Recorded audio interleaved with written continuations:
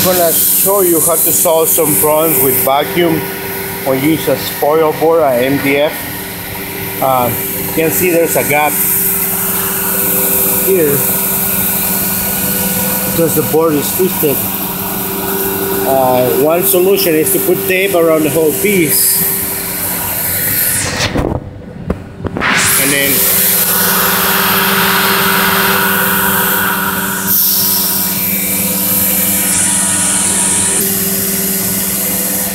you can see when you put the tape, it will go down.